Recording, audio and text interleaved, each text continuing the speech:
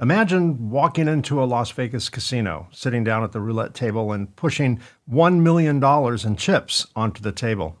The dealer looks at you and says, if you win, you'll make $200,000. Would you take that bet?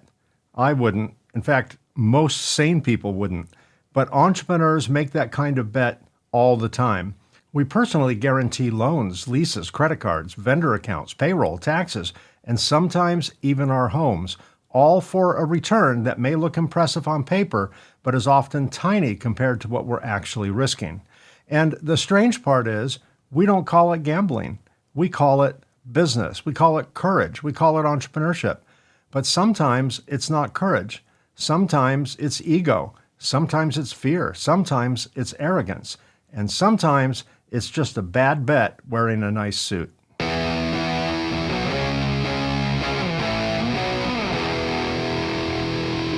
Welcome back to Lessons from a Reluctant Entrepreneur, a video series based on anecdotes from my book, The Reluctant Entrepreneur, Anatomy of a Business Startup from Uncertainty to Unstoppable. In the first episode, we talked about the myth of being your own boss, the idea that entrepreneurs somehow escape having a boss, when in reality, we often trade one boss for many: customers, employees, banks, vendors, tax collectors, regulations, markets, competitors, and sometimes circumstances completely outside of our control. Today, I want to talk about another myth, a phrase we hear all the time in business, in sports, in motivational speeches, and probably on posters hanging in conference rooms all over the world. No risk, no reward. It sounds good. It sounds bold. It sounds entrepreneurial.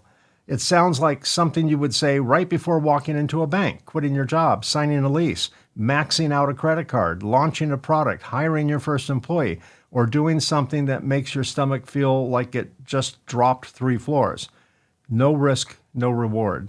The problem is, like many catchy phrases, it can be dangerously incomplete. The real question is whether the reward is worth the risk. And more importantly, whether we are even capable of accurately measuring the risk before we take it. In the book, I tell a story about roulette. I live in Southern California, only a few hours from Las Vegas. I'm by no means an avid gambler, but every now and then I enjoy time at the tables. My favorite game is roulette. Depending on where you place your chip, a winning bet can pay even money, 2 to 1, all the way up to 35 to 1. Now, think about that for a moment.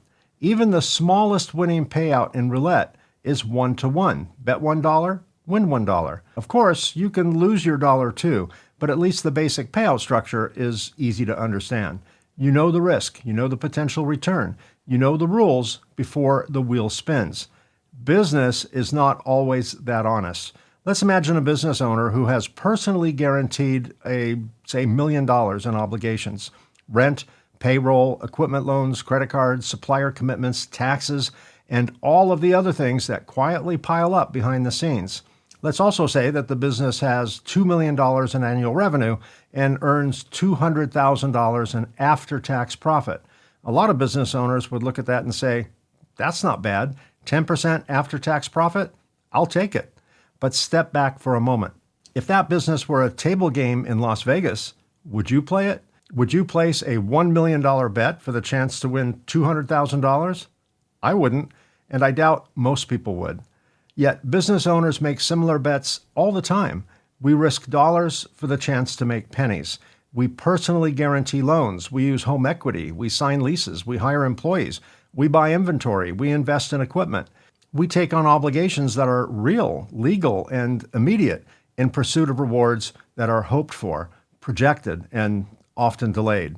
And somehow, because we call it business, the same bet that would look ridiculous in a casino suddenly looks courageous in a conference room. That is the seduction of risk versus reward.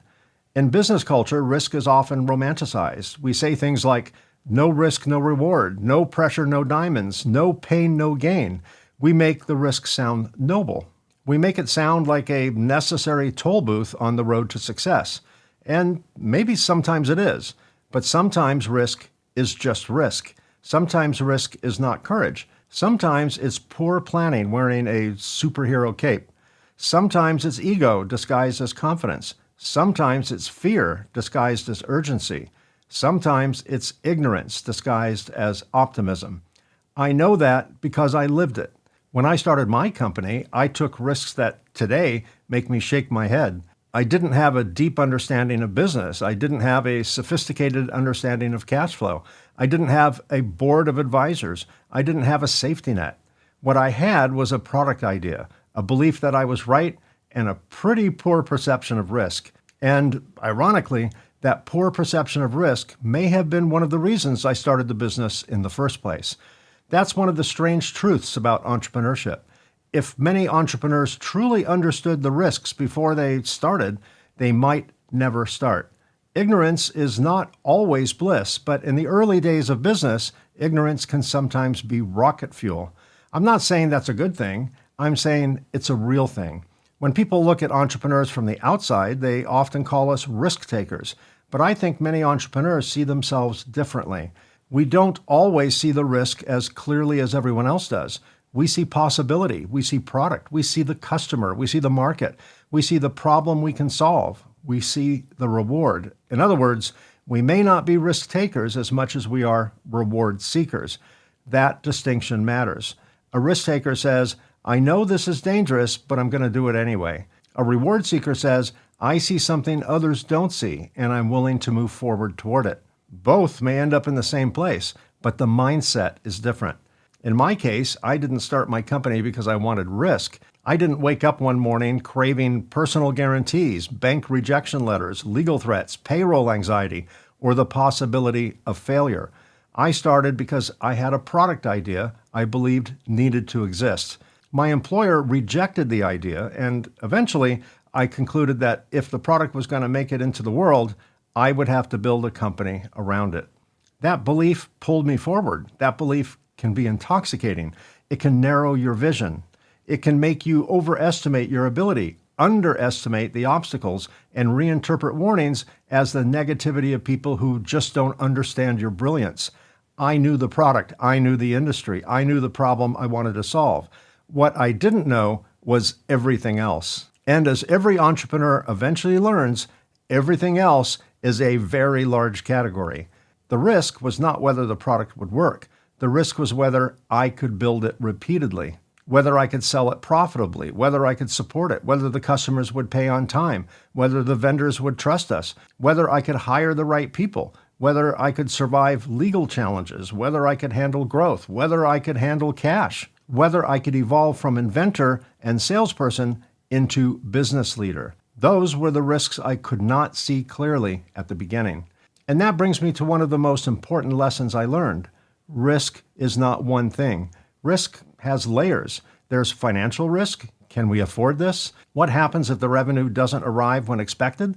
What happens if customers pay late? What happens if costs are higher than projected? There's operational risk. Can we actually do what we're promising? Can we build it, deliver it, service it, and improve it? There's legal risk. Are we protected? Are we exposed? Are we assuming obligations we don't fully understand? There's reputational risk. What happens if we disappoint a customer? What happens if we overpromise? What happens if our marketing gets ahead of our capability? There's emotional risk. Can I handle the pressure? Can my family handle the pressure? Can I make decisions without being controlled by fear, anger, ego, or desperation? And then there's the risk we almost never talk about, identity risk. What happens if this thing I believe in doesn't work? What does that say about me? What happens if I fail publicly? What happens if people who doubted me were right? What happens if I'm not who I thought I was? That last one is powerful. Entrepreneurs often talk about financial risk, but identity risk can be even more frightening. Money can sometimes be replaced. Ego is less cooperative. Looking back, I can see that many of my early decisions were made through a distorted lens. I was not calmly weighing risk and reward like a professional investor. I was emotionally attached. I wanted to prove something. I wanted to be right. I wanted my product to exist. I wanted the people who said no to realize they should have said yes. That emotional fuel helped me start. But emotional fuel burns hot and fast. It can get the rocket off the launch pad, but it's not always the best fuel for a long flight. That's why entrepreneurs have to mature in their understanding of risk. The goal is not to eliminate risk. Let's face it, that's impossible. The goal is to stop worshiping it. Risk is not automatically noble. Risk is not automatically smart. Risk is not automatically necessary. Risk is simply the possibility that things may not go the way we hope. Sometimes we accept that possibility because the reward is worth it. Sometimes we reduce the risk before moving forward. Sometimes we just walk away. And walking away is not always weakness. Sometimes walking away is wisdom. One of the biggest mistakes I made early in business was thinking every opportunity deserved pursuit. Every customer, every order, every product idea, every market, every trade show, every chance to grow. If there was revenue attached to it, I wanted it. If a competitor might get it, I wanted it even more. But revenue is not a reward. Revenue is activity. Profit is closer to reward. Cash flow is closer to reward. Freedom is closer to reward. Peace is closer to reward.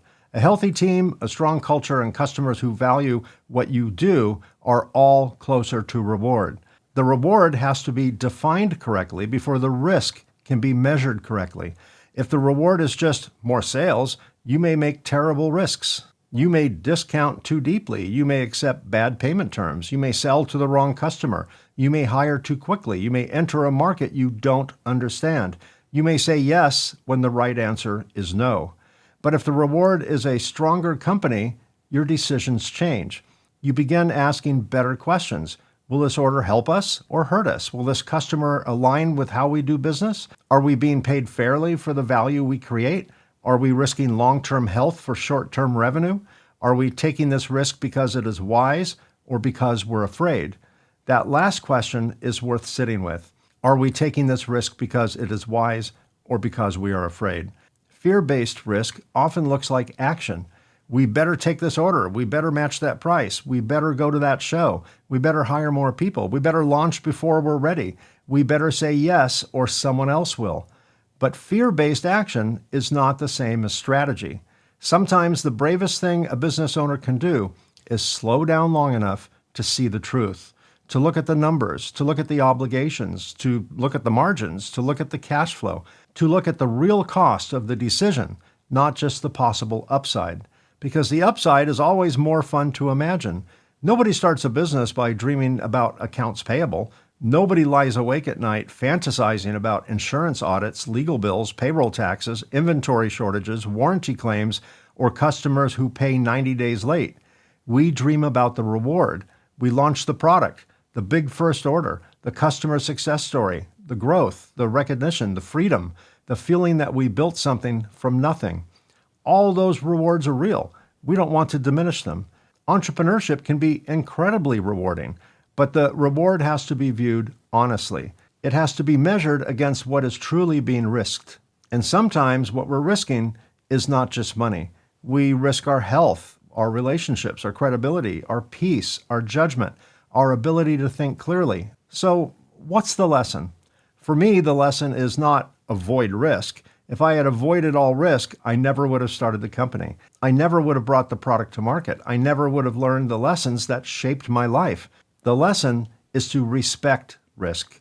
Do not glamorize it. Do not ignore it. Do not take it just to prove you were brave. Do not let ego make the bet and then force the business to live with the consequences. Respect risk enough to examine it. Respect reward enough to define it. And respect yourself enough to admit when the numbers, the timing, the customer, the product, or the decision does not make sense. Today, when I hear the phrase, no risk, no reward, I understand the sentiment. But I think it needs a companion phrase, no wisdom, no sustainability. Risk may get you started. Wisdom keeps you in business. Risk may open the door. Wisdom decides whether you should walk through it.